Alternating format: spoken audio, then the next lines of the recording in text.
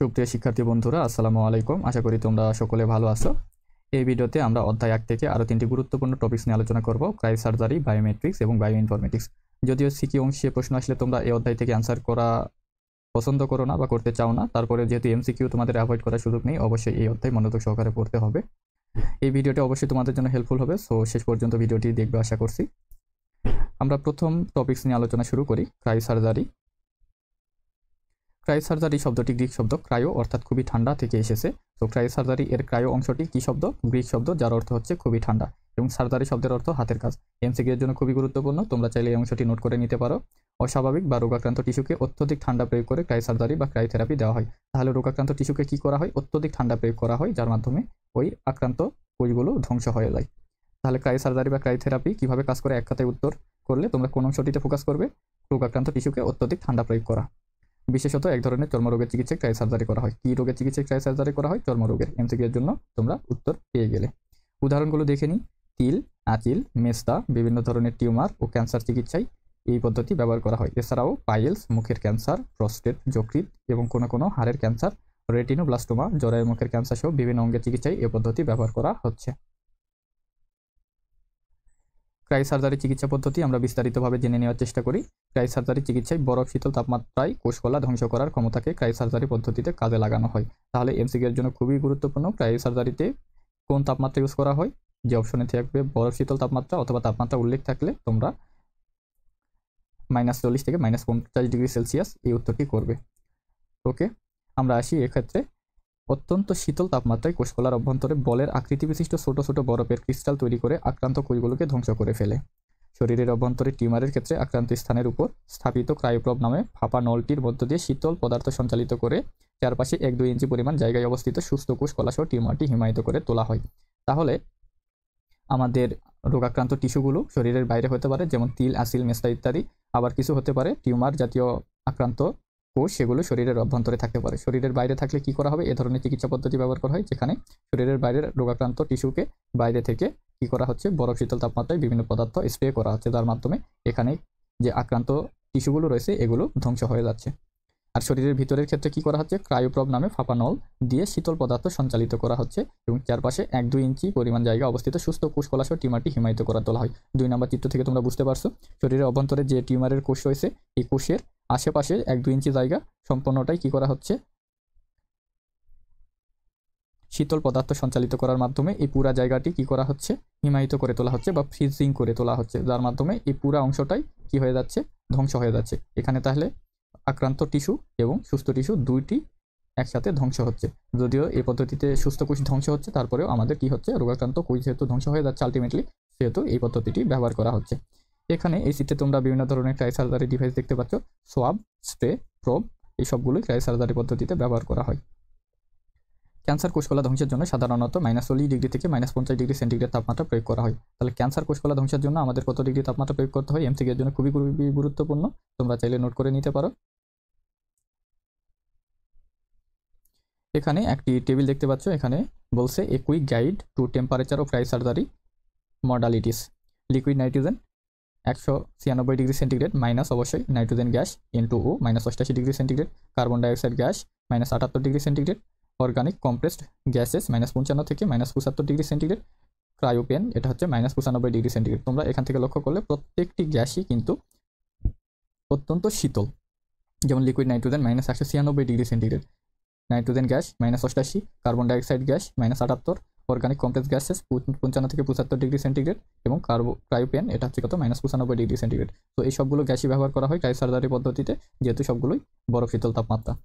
শরীরের অভ্যন্তরস্থ টিউমারের ক্ষেত্রে চিকিৎসা প্রদানের আগে ট্রান্সরেক্টাল আল্ট্রাসাউন্ড অথবা ম্যাগনেটিক রেজোন্যান্স ইমেজিং পদ্ধতির সাহায্যে টিউমারের সঠিক অবস্থান ও আয়তন নির্ধারণ করে নেওয়া হয়। এখন আমাদের একটি চ্যালেঞ্জ আছে, শরীরের অভ্যন্তরে যদি কোনো কোষকলাকে আমাদের ধ্বংস করতে হয়, তার পূর্বেই আমাদের কি করে নিতে হবে? সেই কোষকলাকে আগে সিলেক্ট করে নিতে হবে বা আইডেন্টিফাই করে নিতে হবে কোন জায়গায় সঠিক কোষকলা আমাদের রয়েছে যেটাকে আমাদের ধ্বংস করতে হবে। এজন্য দুটি পদ্ধতিতে ব্যবহার করা হয়, একটা হচ্ছে ট্রান্সরেক্টাল আল্ট্রাসাউন্ড অথবা ম্যাগনেটিক রেজোন্যান্স ইমেজিং, যেটাকে আমরা এমআরআই নামে জানি। এই দুই পদ্ধতিতে আগে টিউমারের সঠিক অবস্থান এবং আয়তন নির্ধারণ করে নেওয়া হয়। ক্রাই সার্জারি চিকিৎসা পদ্ধতিতে ব্যবহৃত গ্যাস এমসিকিউ এর জন্য খুবই গুরুত্বপূর্ণ। তরল নাইট্রোজেন ইউজ করা হয়, আর্গন গ্যাস ইউজ করা হয়, কার্বন ডাইঅক্সাইড গ্যাস ইউজ করা হয়। সার্জারিতে ব্যবহৃত যন্ত্রপাতি কী কী রয়েছে? আল্ট্রাসাউন্ড ইউজ করা হয়। কেন ইউজ করা হয় তোমরা অবশ্যই জানো, কোষকলা আয়তন এবং অবস্থান নির্ণয়ের জন্য। ম্যাগনেটিক রেজোনেন্স এটাও ইউজ করা হয় আয়তন এবং অবস্থান নির্ণয়ের জন্য। ইমেজকেও ব্যবহার করা হয় আয়তন অবস্থান নির্ণয়ের জন্য। কম্পিউটেড টমোগ্রাফি, ক্রায়োপ্রব রয়েছে, এর মাধ্যমে তোমার তরল শীতল পদার্থ স্প্রে করা হয়। স্প্রে ডিভাইস এটাও ইউজ করা হয় কটন বাডের মাধ্যমে, সেখানে যে বরফ শীতল পদার্থগুলো রয়েছে সেগুলো স্প্রে করে দেওয়া যেতে পারে। ব্রাঙ্কোস্কোপ প্রভৃতি এই সবগুলোই যন্ত্রই কী করা হয়? সার্জারি পদ্ধতিতে ব্যবহার করা হয়। তোমরা চাইলে এগুলো নোট করে নিতে পারো। ওকে, আমাদের নেক্সট টপিক হচ্ছে কি বায়োমেট্রিক্স। সাধারণত জীববিদ্যার তথ্য নিয়ে যে বিজ্ঞান কাজ করে তাকে বায়োমেট্রিক্স বলা হয়। তাহলে জীববিদ্যার তথ্য নিয়ে কাজ করে বায়োমেট্রিক্স। বায়োমেট্রিক্স মানুষের আচরণগত বৈশিষ্ট্য চিহ্নিত করে। মানুষের আচরণগত বৈশিষ্ট্য সবার ভিন্ন ভিন্ন হয়ে থাকে। আমরা হয়তো বাহ্যিকভাবে দেখে বলতে পারি দুইজন একই রকমভাবে কাজ করছে বা তাদের আচরণ একই রকম, কিন্তু আমরা যদি নিখুঁতভাবে পরিমাপ করি তাহলে দেখতে পাবো প্রত্যেক মানুষের আচরণগত বৈশিষ্ট্য ভিন্ন। সো বায়োমেট্রিক্সে এই ধরনের আচরণগত বৈশিষ্ট্যকে কাজে লাগিয়ে প্রত্যেকটা মানুষকে আলাদাভাবে চিহ্নিত করা সম্ভব। বায়োমেট্রিক্স এর এক ধরনের কৌশল যার মাধ্যমে মানুষের শারীরিক কাঠামো, আচার আচরণ, বৈশিষ্ট্য, গুণাগুণ, ব্যক্তিত্ব প্রভৃতি দ্বারা নির্দিষ্ট ব্যক্তিকে চিহ্নিত বা শনাক্ত করা হয়ে থাকে। সুতরাং বলা যায় মানুষের শরীরের বিভিন্ন অঙ্গ প্রত্যঙ্গের গঠন এবং আচরণগত বৈশিষ্ট্যের উপর ভিত্তি করে কোনো নির্দিষ্ট ব্যক্তিকে শনাক্ত করার পদ্ধতিতে বায়োমেট্রিক্স বলে। তাহলে বায়োমেট্রিক্স এর সঙ্গে এখান থেকে পেয়ে গেলে বায়োমেট্রিক্স কি, যদি কোনো নাম্বারের জন্য প্রশ্ন আসে তাহলে এই উত্তরটি তোমরা লিখে দিবে। গ্রিক শব্দ বায়ো অর্থ লাইফ এবং মেট্রিক অর্থ টু মেজার থেকে বায়োমেট্রিক শব্দটির উৎপত্তি। তাহলে বায়ো অর্থ লাইফ, এটা কি ধরনের শব্দ? গ্রিক শব্দ। এবং মেট্রিক এটাও গ্রিক শব্দ, মেট্রিক অর্থ হচ্ছে মেজার করা। এখন কি কি ইউনিক বৈশিষ্ট্যকে কাজে লাগে বায়োমেট্রিক্স এর পদ্ধতি অনুসরণ করা হয়, এগুলো আমরা একটু দেখে নিই। বায়োমেট্রিক্সের প্রকারভেদ, একটা হচ্ছে শারীরবৃত্তীয়, মানে ব্রডলি চিন্তা করলে দুই ধরনের প্রকারভেদ রয়েছে, একটা হচ্ছে শারীরবৃত্তীয় আর একটা হচ্ছে আচরণগত। শারীরবৃত্তীয় কি কি ইউনিক আইডেন্টিফিকেশনের পদ্ধতি রয়েছে? একটা হচ্ছে মুখ শনাক্তকরণ, মানুষের মুখের অবয়ব সবার জন্য আলাদা হয়ে থাকে, সো সেটার মাধ্যমে শনাক্তকরণ করা সম্ভব। আঙুলের ছাপ, কারো আঙুলের ছাপ কারোর সাথে মিলবে না, সো এটাকে ইউজ করা যেতে পারে। হাতের ছাপ, সম্পূর্ণ হাতের ছাপ। চোখের মণি ও রেটিনা স্ক্যান, এটাও ইউনিকলি আইডেন্টিফাই করার জন্য ব্যবহার করা হয়। ডিএনএ, সবার ডিএনএ এর প্যাটার্ন কিন্তু আলাদা, সো ডিএনএ এর মাধ্যমে মানুষকে ইউনিকলি আইডেন্টিফাই করা সম্ভব। আচরণগত কি কি রয়েছে? কি স্ট্রোক, আমরা যে কিবোর্ডে কি প্রেস করি সেখানে আমরা কত জোরে একটা কি প্রেস করছি এটা কিন্তু সবার ভিন্ন ভিন্ন হয়ে থাকে, সো এটাকে ইউজ করে আমরা কোনো মানুষকে ইউনিকলি আইডেন্টিফাই করতে পারি। স্বাক্ষর, সবার স্বাক্ষর ভিন্ন ভিন্ন হবে, তো এটাকে ইউজ করতে পারি এবং এই ক্ষেত্রটি বহুল ব্যবহৃত। তুমি ব্যাংক সেক্টরে যাও, তুমি অন্যান্য কোনো সেক্টরে যাও, সেখানে কিন্তু তোমার স্বাক্ষরটি যাচাই করা হয়। কণ্ঠ শনাক্তকরণ, সবার কণ্ঠস্বর ভিন্ন হতে পারে, সো তোমরা এটিও ইউজ করতে পারো বায়োমেট্রিক্সের ক্ষেত্রে। হাতের ছাপ এর ব্যবহার ক্ষেত্রে তোমরা ছবির মাধ্যমে দেখতে পাচ্ছ, আঙুলের ছাপ এটাও দেখতে পাচ্ছ। আমরা বায়োমেট্রিক্স বলতেই সাধারণত বুঝে থাকি আঙুলের ছাপ, কিন্তু আঙুলের ছাপ ছাড়াও যেগুলো ইউজ করা হয় সেগুলো সম্পর্কে তোমরা জেনে গেলে। চোখের মণি, আঙুলের স্ক্যান, এই ছবিগুলো তোমরা দেখে নিতে পারো যাতে করে তোমাদের মনে থাকে। রেটিনা স্ক্যান, তোমরা রেটিনা স্ক্যান হয়তো অলরেডি করে ফেলেছো, তোমরা যারা জাতীয় পরিচয়পত্র এর জন্য রেজিস্ট্রেশন করেছো সেখানে হয়তো একটা গোগলসের মতো রয়েছে যেখানে তোমাদের চোখ রাখতে বলা হয়, সেখান থেকে তোমাদের রেটিনা স্ক্যান করে নেওয়া হয়। মুখ শনাক্তকরণ, মানুষের মুখের অবয়ব বা 3D স্ট্রাকচার সবার ভিন্ন হয়ে থাকে, সো সেটাও ইউজ করা হয়। স্বাক্ষর, সবার স্বাক্ষর ভিন্ন ভিন্ন হবে, যদিও অনেকে কপি করতে পারে আরেকজনের স্বাক্ষর। কি স্ট্রোকও ভিন্ন হতে পারে। কণ্ঠ শনাক্তকরণ, এটাও ভিন্ন হতে পারে। বায়োমেট্রিক্সের ব্যবহার, সময় ও উপস্থিতি নিয়ন্ত্রণে বায়োমেট্রিক্স ব্যবহার করা হয়। প্রবেশ নিয়ন্ত্রণে, কিছু কনফিডেন্সিয়াল এরিয়াতে আমরা প্রবেশ নিয়ন্ত্রণ করতে পারি বায়োমেট্রিক্সের মাধ্যমে।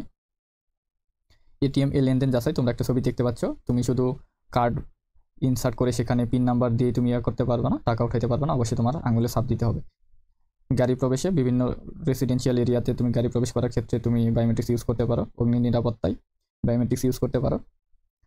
সাময়িক মুক্তি ও গৃহবন্দী নিয়ন্ত্রণে বায়োমেট্রিক্স ইউজ করতে পারো। ব্যক্তিগত আগ্নেয়াস্ত্র নিয়ন্ত্রণে, তোমরা একটা ছবি দেখতে পাচ্ছ, একটা আগ্নেয়াস্ত্র রয়েছে এখানে এবং এই যে একটা বক্স রয়েছে, এই বক্সকে আনলক করার জন্য অবশ্যই তোমাকে আঙুলের ছাপ দিতে হবে এবং যে অথরাইজড তার আঙুলের ছাপ অনুযায়ী এই বক্সটি আনলক হবে।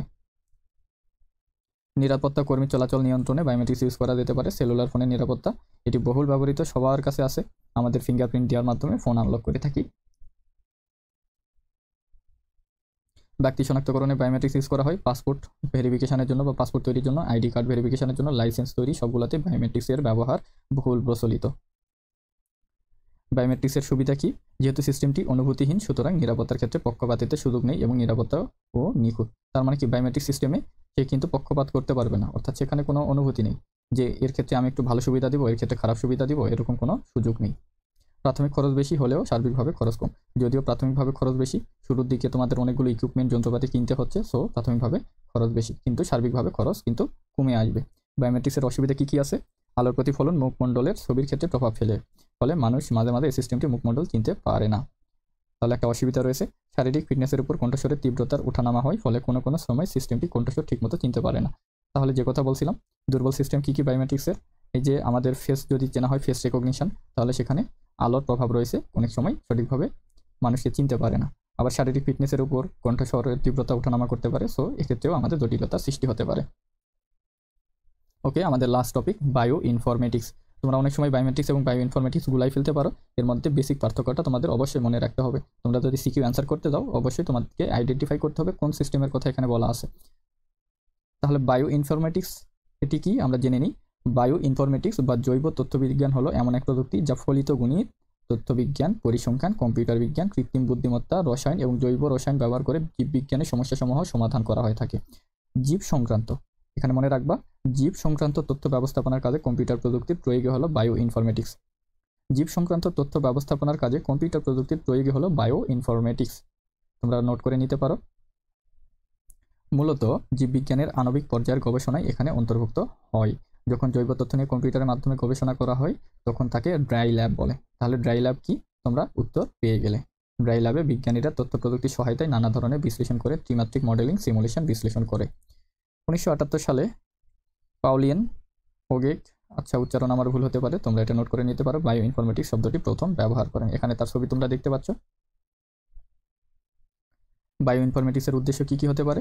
জৈবিক প্রক্রিয়া সঠিকভাবে অনুধাবন করা, জীবের জিন বিষয়ক তথ্য অনুসন্ধান করা, জিনের প্রভাব সম্পর্কিত জ্ঞান আহরণ করা, ঔষধের গুণাগুণ উন্নত, নতুন ওষুধ আবিষ্কার করা ইত্যাদি। সিকোয়েন্স অ্যালাইনমেন্টের জন্য আমরা বায়ো ইনফরমেটিক্স ব্যবহার করতে পারি। জিনোম সমন্বয়, প্রোটিনের গাঠনিক alignment, microbiology, DNA, RNA, AIDS সংক্রান্ত জটিল সমস্যার, ক্যান্সার ইত্যাদি ক্ষেত্রে আমরা বায়ো ইনফরমেটিক্স ব্যবহার করতে পারি। কিছু সফটওয়্যার সম্পর্কে জেনে নিব যেগুলো বায়ো ইনফরমেটিক্সের জন্য ব্যবহার করা হয়।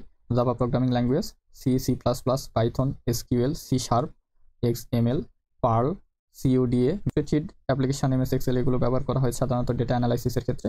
ম্যাটল্যাব তোমরা সিমুলেশনের জন্য ব্যবহার করতে পারো। এছাড়াও অন্যান্য প্রোগ্রামিং ল্যাঙ্গুয়েজও ব্যবহার করা হয়, তোমরা চাইলে এগুলো নোট করে নিতে পারো। এবার আমরা এই তিনটি টপিকের উপর কিছু নমুনা প্রশ্ন প্যাটার্ন জেনে নিই, কীভাবে সিকিউ প্রশ্ন থাকতে পারে। রাজুর বাবা যে অফিসে কাজ করেন সেখানে গাড়ি চালানোর জন্য প্রাক প্রশিক্ষণ দেওয়ার প্রযুক্তিগত সুবিধা আছে। একদিন বাবার অফিসে গিয়ে রাজু দরজায় হাত দিতে গেলেই অ্যালার্ম বেজে ওঠে, কিন্তু বাবা এসে দরজার সামনে দাঁড়াতে সেই দরজা খুলে যায়। বিষয়টি তোমরা ধরতে পারছো, এখানে বায়োমেট্রিক্সের ব্যবহার করা হয়েছে। রাজুর বাবা দাঁড়ালে দরজাটি খুলে গেলেও রাজু দাঁড়ালে খুললো না কেন, ব্যাখ্যা করো। তোমরা অবশ্যই ব্যাখ্যা করতে পারবে বায়োমেট্রিক্সের উপর ভিত্তি করে। আধুনিক জীবনের নিরাপত্তা উদ্দীপকের প্রযুক্তি দুটি তুলনামূলক বিশ্লেষণ করো। দুটি প্রযুক্তির কথা বলা আছে। প্রথম প্রযুক্তি মূলত প্রাক প্রশিক্ষণ নেওয়ার প্রযুক্তি, এটা মূলত ভার্চুয়াল রিয়েলিটি। এবং দরজা খোলার সিস্টেমটা কি? বায়োমেট্রিক্স। ওকে। আর একটা প্রশ্ন দেখে নিই। ডক্টর জামিল একজন কৃষি গবেষক, তার আবিষ্কৃত বীজ চাষ করে একজন কৃষক পূর্বের ফসলের চেয়ে অধিক ফসল ঘরে তুলল। ডক্টর জামিল একদিন তার বন্ধু চিকিৎসকের নিকট গায়ের আঁচিল অপারেশনের জন্য গেলেন। বন্ধু তাকে স্বল্প সময়ে -40°C তাপমাত্রায় রক্তপাতহীন অপারেশন করলেন। তিনি তৎক্ষণাৎ বাড়ি ফিরে এলেন। তাহলে এখানে দুটি বিষয় নিয়ে আলোচনা করা হয়েছে। প্রথমটি কি? প্রথমটি হচ্ছে বায়ো ইনফরমেটিক্স এবং পরেরটি কি? Cryo surgery. তাহলে উত্তর করতে পারবে আশা করি। ডক্টর জামিলের বন্ধু চিকিৎসা পদ্ধতির যৌক্তিকতা বিশ্লেষণপূর্বক মতামত দাও। চিকিৎসা পদ্ধতি কি? Cryo surgery. তাহলে এ সম্পর্কে তোমরা আলোচনা করতে পারবে আশা করি। ওকে, এই ছিল আমাদের এই তিনটি টপিকের উপর আলোচনা। আশা করি বিষয়টি তোমাদের জন্য অবশ্যই হেল্পফুল হবে। ভিডিওটি ভালো লাগলে তোমরা চাইলে বন্ধুদের সাথে শেয়ার করতে পারবে, এবং গুরুত্বপূর্ণ মতামত থাকলে অবশ্যই কমেন্ট সেকশনে জানিয়ে দিতে পারবে, এবং কোনো প্রশ্ন থাকলে এই টপিকের উপর অবশ্যই কমেন্ট সেকশনে জানাতে পারবে। ধন্যবাদ।